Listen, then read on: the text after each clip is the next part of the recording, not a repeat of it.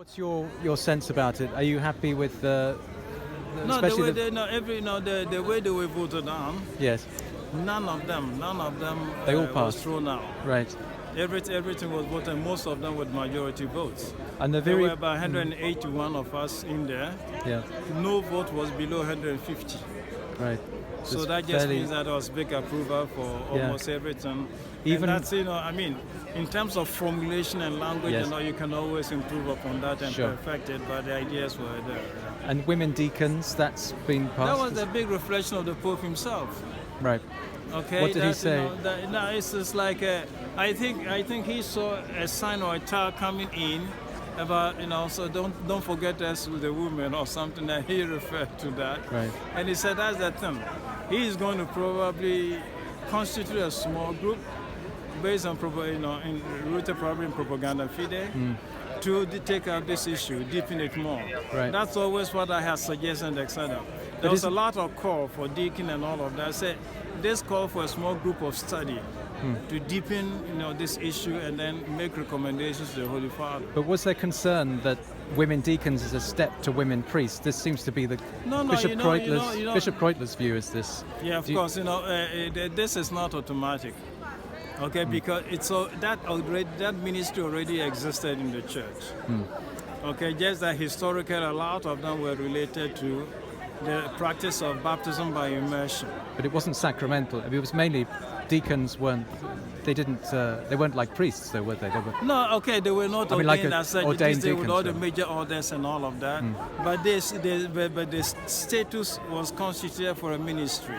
Yeah. Okay, when there was this baptism by immersion, there were these to help and all of them. But you get to move in all directions. You get people who, whenever they use the Greek word or see the Greek word diakonein, which is the simple ordinary Greek word for serve, to render service. When this is used and the subject is a woman, then they say quickly, that means that we're women deacons. Yes. I had that experience once when I was in the diocese in Ghana. Happened to me once. But so this is the call. The theme of the Synod is new ways.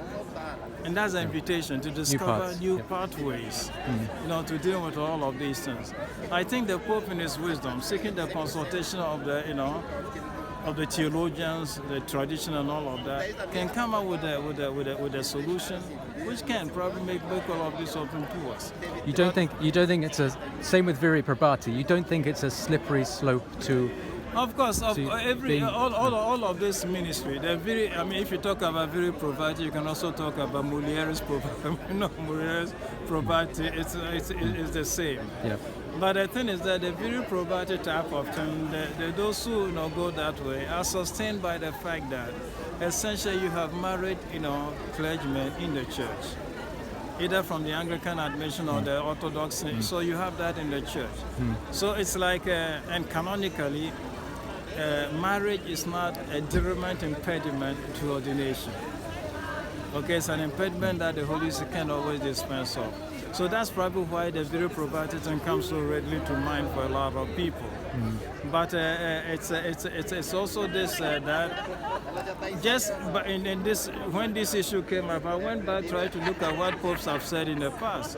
And I was looking at something by John Paul II, who says that who still holds the position strong and clear that ordination, a celibate ordination is still that thing.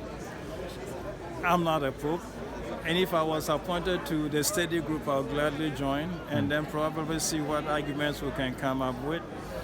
But for me, it is this. We needed to talk a lot about praying for vocation.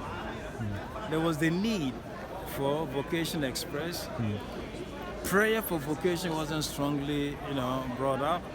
Although that's our pathway. Elsewhere, that's what every diocese, everybody is doing, praying for vocation. Secondly, we need to recognize the challenges. Demographies make this very difficult. Families having one child, whatever, that makes the reality of the situation is also there. Thirdly, the celibacy type of thing. We do not also need to forget that in scriptures itself, Jesus offers us as a great gift to his own disciples. Some are born eunuchs, some are whatever, and others, freely embrace this. And those who can sow, that's what it is. I mean, it's also a gift, it's a charism. That is also offered. So we need to look at both sides, and that's why I talk about a need to study the issue,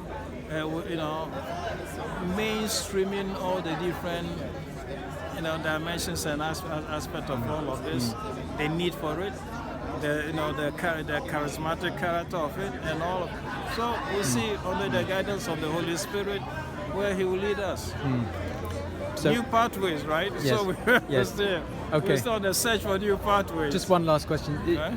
The German church seemed to think that this could change the church universally. That's the and thing in their place. Do you think that's true? In what sense? I think because they would like married priests, perhaps in Germany, and they would like women priests. I happen to. I'm not terribly old in this, but I was part of the 2 African synods. And I recall that in all of those 2 African synods, people thought that the African bishops had to be pushing for, married priests and all of that, because they thought that, celibacy was a big problem for African clergy and all of that. And it didn't even feature. It didn't come up there. As for this, as you know, Brazil does have a lot of German missionaries. Okay, Monsignor Kreutler and his group and all of that. And that's where I think this is coming from. It's coming from basically, and that sentiment was also strongly in the aula, pushing for this as a solution.